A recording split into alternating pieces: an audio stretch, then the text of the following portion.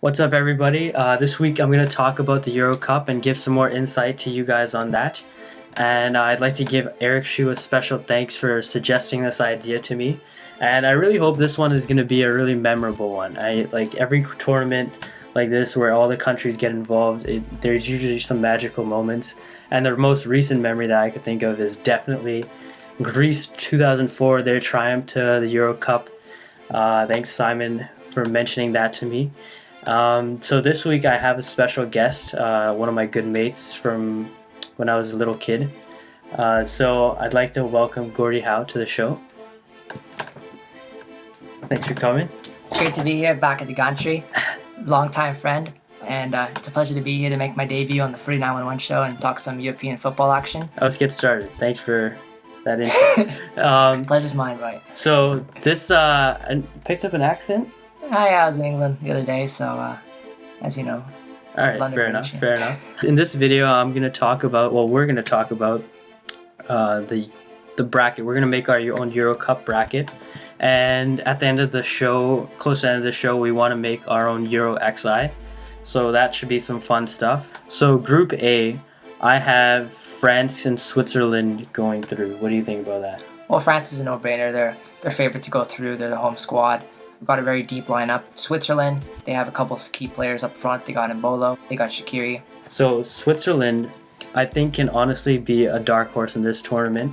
I feel like their style of play is they have a good defense, and I feel like they're like a early Germany squad. You know, they still need that a bit more experience in major tournaments. So from Group A, I feel like France and Switzerland are pretty set to go through, and we picked Romania to go as one of the third place teams to go through.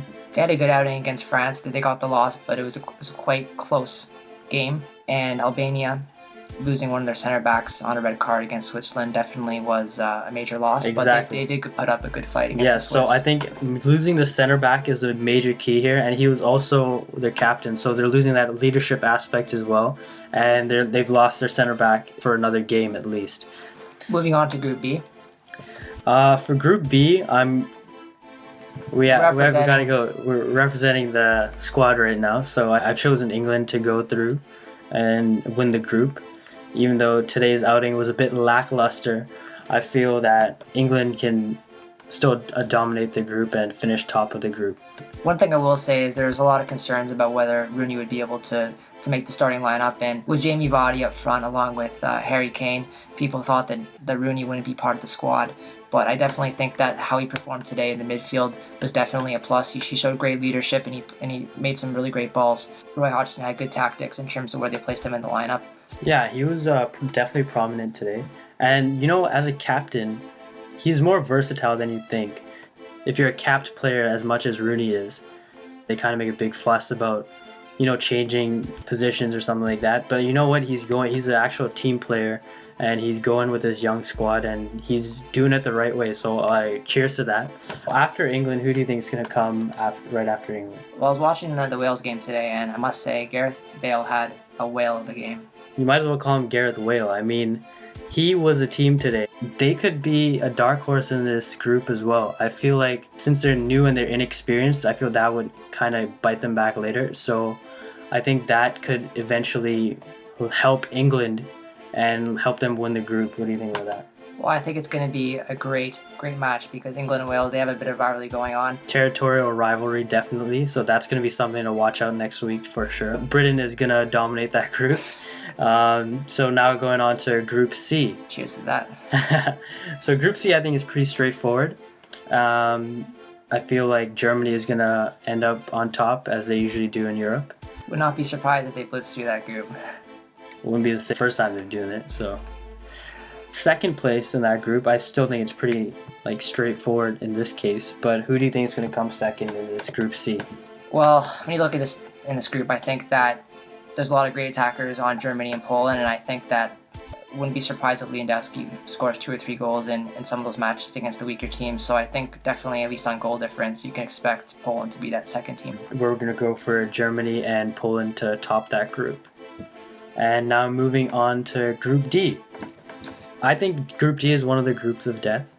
and it's going to be definitely a tricky group. But I think Spain will end up finishing on top of that group. I think it's interesting. I think Spain will most likely end up first place, but I wouldn't be surprised if you see teams like Croatia, Czech, or Turkey give them a great run for their money. Yeah, it's kind of like the possession era of football is transitioned a bit into more direct attacking on the wings kind of thing. So like Spain is kind of they've been neutralized, and I feel like a lot of other teams in that group can give them a run for their money to top the group. But I feel like Spain will end up on top. And who are you thinking for your second place team in that group? I definitely think it's a tough decision, but I'd go with Croatia. They have a couple superstars in their team, Modric being one of them. Yeah, Rakitic also representing Barcelona, so there's a couple of big names there, and a lot of young players also.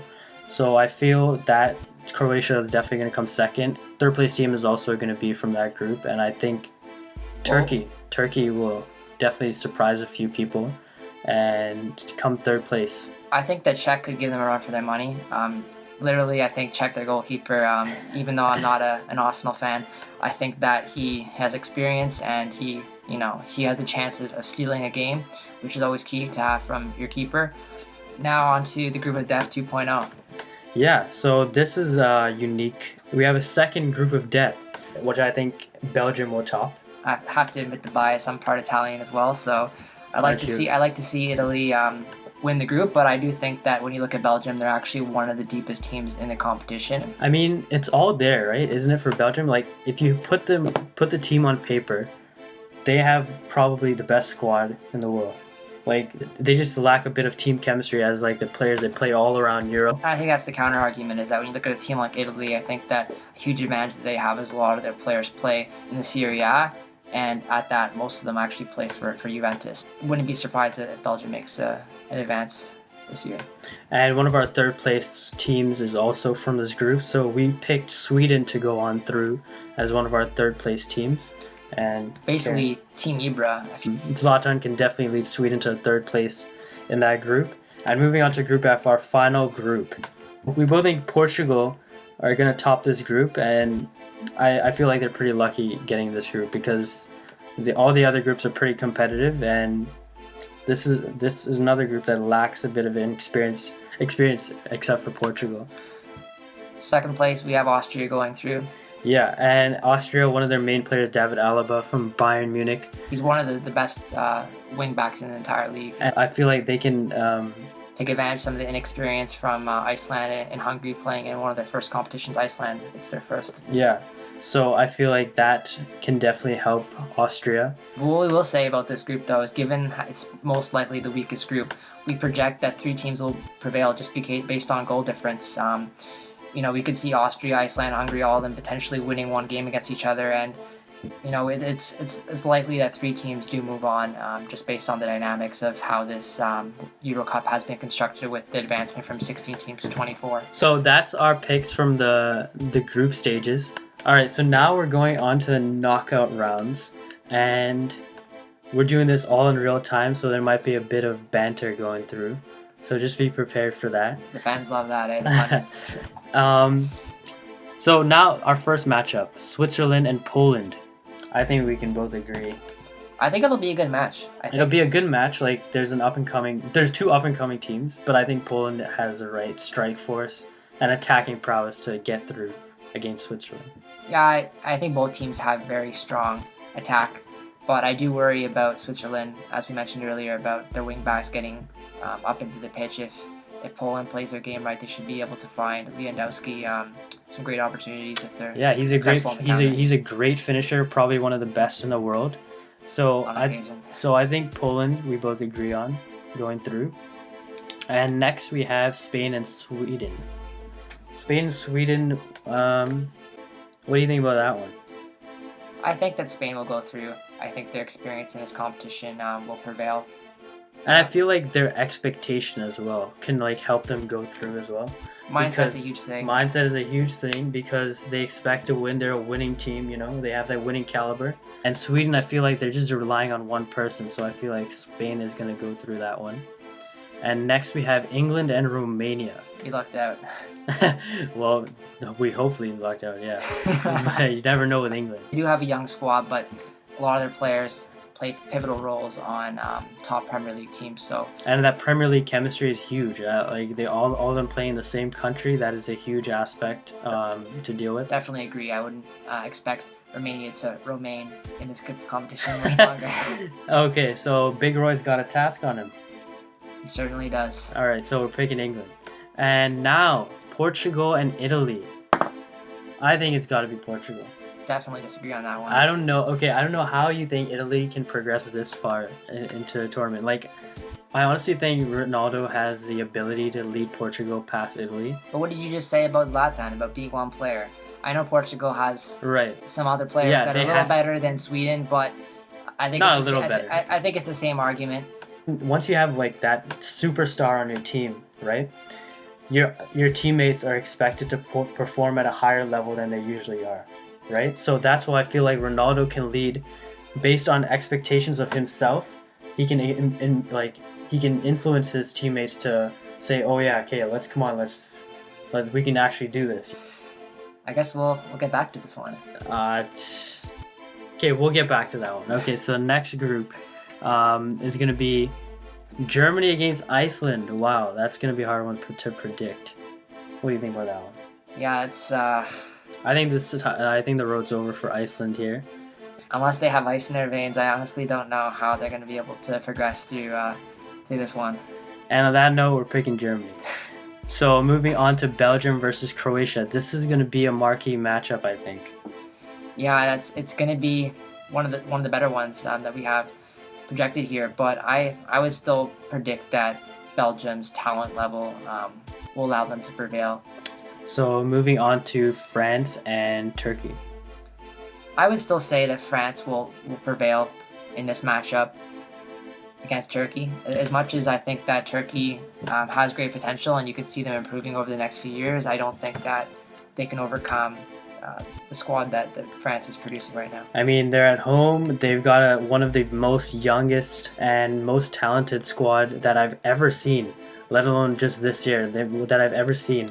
And I think they're definitely one of the favorites for the tournament. So we're gonna go with France. And next is Wales and Austria. This is also a really pair of underrated teams here. Gareth Bale, Aaron Ramsey versus David Alaba. I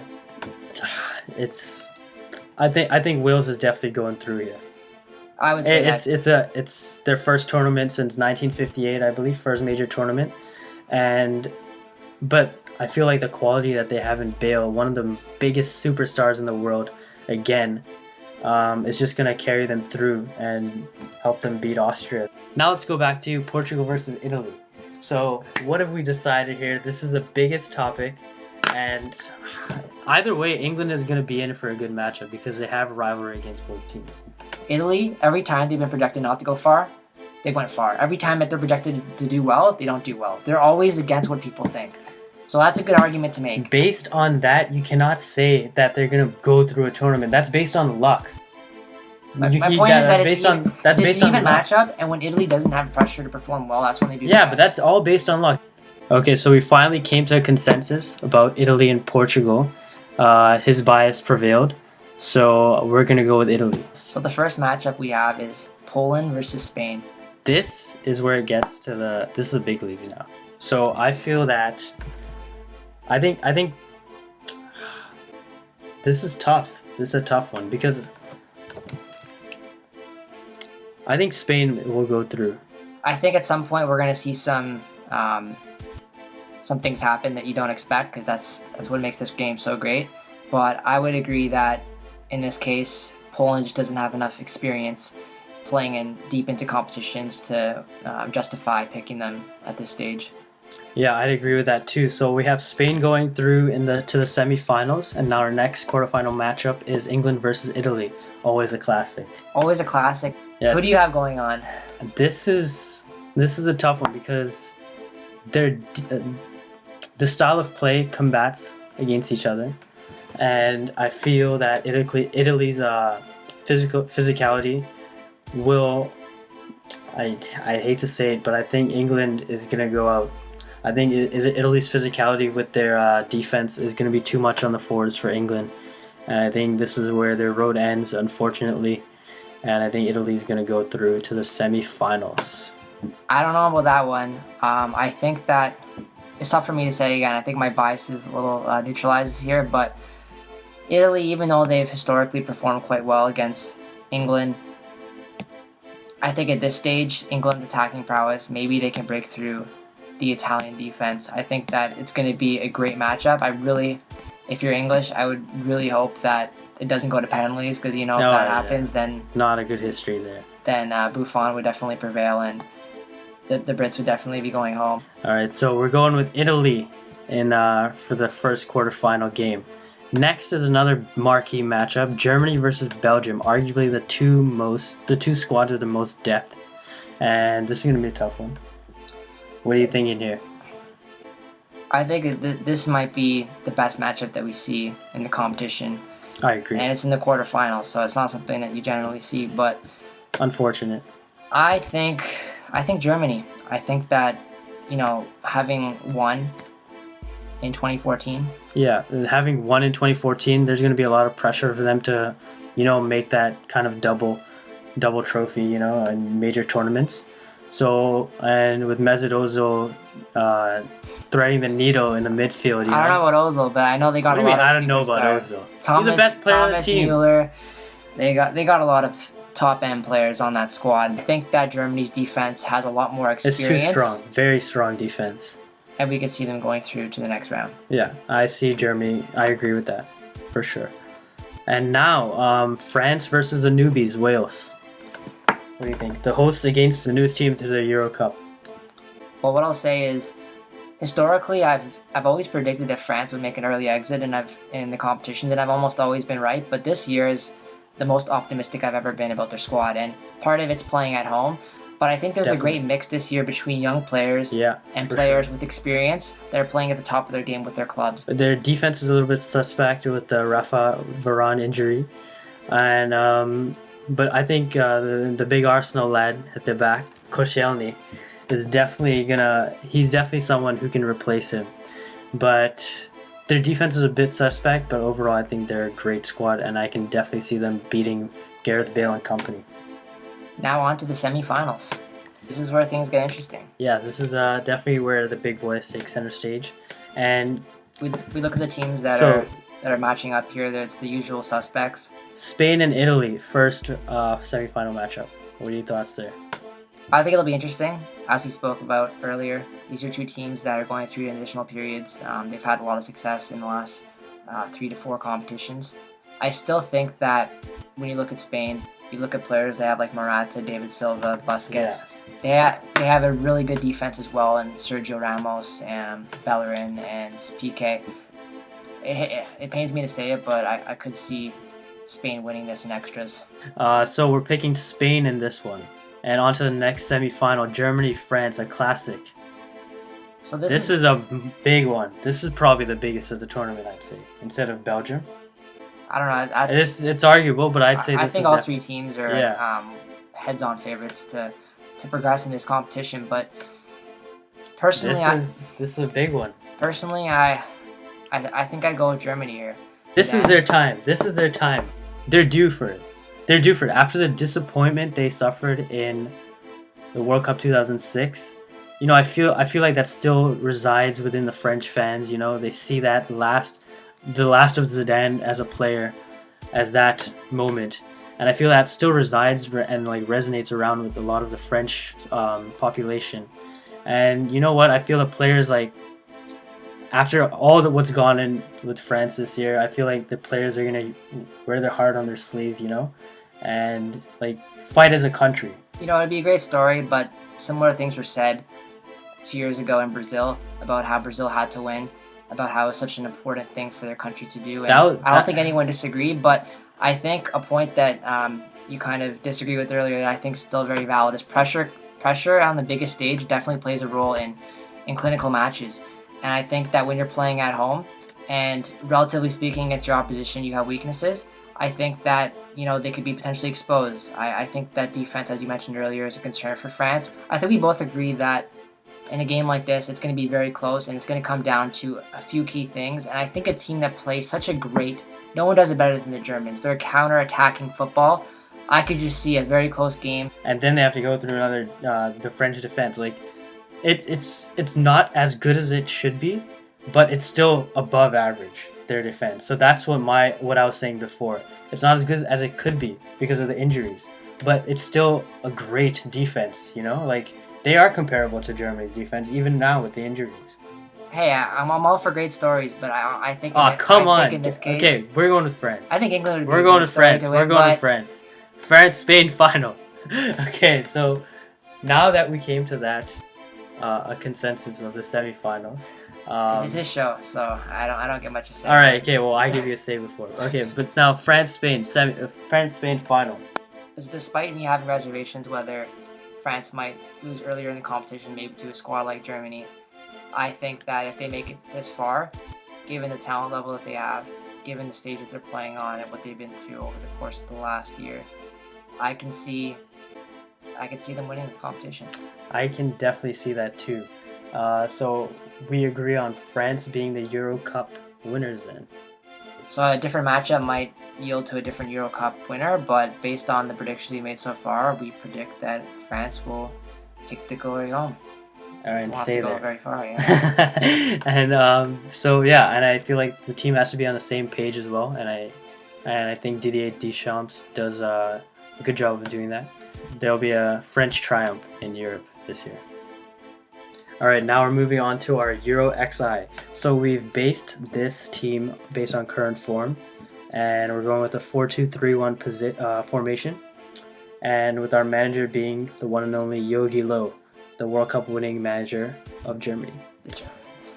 Okay, so in net, I think there's little argument here, but I think Manny Neuer is going to take Well, I think this. there's a little debate, but in the end, we concurred that Neuer marginally is the best keeper in the world currently. So we're going to go with Manuel Neuer, and now we're going on to defense. So for left back, I don't think there's much debate here. We're going with David Alaba from Austria. I think he'll have a great tournament, and another Bayern Munich player. And now at center back, we're going with another Bayern player. And he's a new Bayern player, actually. And now we're going with his partner, fellow German, Boateng. Jerome Boateng. You can't go wrong with this pair. It's a really solid dynamite pairing. I mean, they're paired up with the German squad, and now they're paired up in as a club too. And at right back, we're going with Arsenal's very own Hector Bellerin, one of the most promising wingbacks in the world, and I think he's got great potential. His speed on the wings is just insane. So now we're going into midfield. So in terms of defensive midfield, we went with two players, two superstars. First, we go with Pogba. Pogba, he's a box-to-box midfielder, you know. He's going to get up. He's going to track back and down the pitch. And I feel like you can't go wrong with Paul Pogba. And if you see that cross he made in the friendly, it was amazing. Superb. Amazing finish, too. Absolutely spectacular by Giroud, by the way. And our defensive midfielder, we're going with Toni Kroos, another German. He's an excellent player. Some questions about his recent form, but I think that he's going to have a great tournament for Germany. And it was a tough call, but I think he's one of the best players at crosses and setting up his teammates. So in the middle of the park, we've gone with another Arsenal lad, Mesut Ozil, one of the best, if not the best, attacking midfielder in the world. And then once again, you can't go wrong with him. He can thread the needle in any situation, and he's the assist king. Now we're going on to the wings. So on our right wing, we're going with Gareth Bale. I mean, what more can you say? He's an engine. Like Alaba, he's the Welsh team. He's an absolute superstar, and if Wales has any chance in this competition, he's going to be the one that takes them there. And on the left-hand side, we've gone with another young budding star, Antoine Griezmann, who works his trade at Atletico Madrid, Champions League finalist. Yes, he's someone who's very versatile. He has a lot of speed. He can play up front like he does for Atletico, or he can play on the wing as well, and that's where we thought he was the best fit in our squad. Yeah, so now at the front, I don't think this is questionable at all. So we went with the one and only, Zlatan. The man who asks his own questions and answers them, Zlatan Ibrahimovic. I mean, that name just explains itself. There's no only one explanation. slot time. Yeah. So you can't even question it. And then, all jokes aside, he's going to complement this midfield very well. And he can hold down the play. He has a blistering shot. And I feel like he is a good complement to this midfield that he has around him. So that's our Euro XI. And that's also the end of our video. I hope you liked it. So if you like the video, just like, comment, and subscribe. I'd really appreciate Let us know your thoughts on our predictions. Yeah. Thanks for having me on the show. Pleasure making me debut. No problem. Cheerio.